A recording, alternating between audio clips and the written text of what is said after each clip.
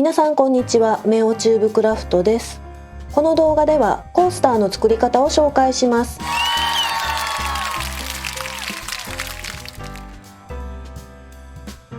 早速始めていきましょう。コースターの裏面に使う布です。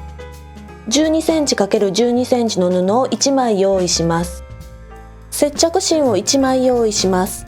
接着剤がついている面を上にします。7センチ ×7 センチの布を4枚用意します。4枚の布を接着芯の上に置きます。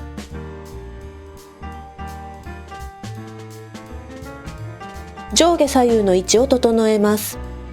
アイロンを当てて接着芯を貼り付けます。このように接着芯を貼り付けることができました。半分に折ります。1センチの幅で縫います。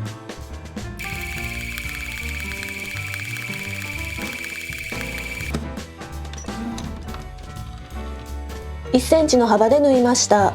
輪になっている部分をハサミで切ります。布を開きます。縫い代を割ります。縫い代を開いたら裏に返します。半分に折ります。1センチの幅で縫います。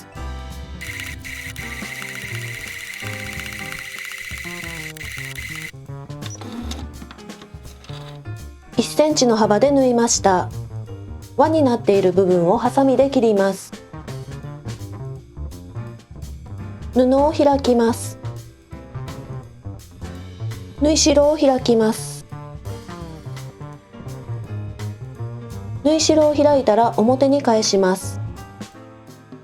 12センチ ×12 センチの布を1枚用意します。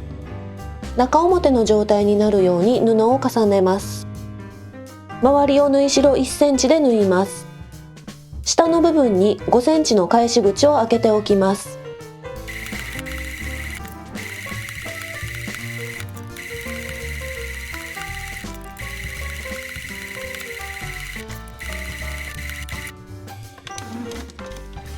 1センチの幅で縫いました。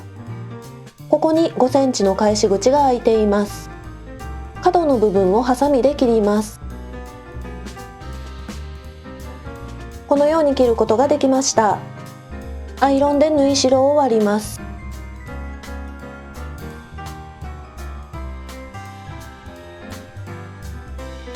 裏に返します。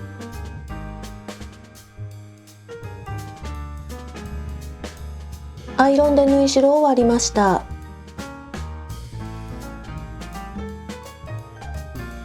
返し口から布をひっくり返します。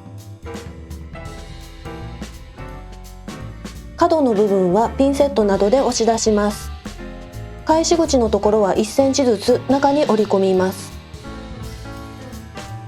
形を整えてアイロンを当てます。縫い代 0.2 センチで縫います。底の部分から縫っていきます。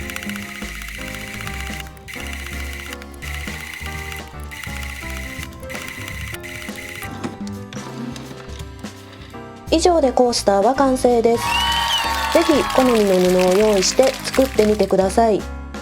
最後までご視聴いただきまして誠にありがとうございます。また次の動画でお会いしましょう。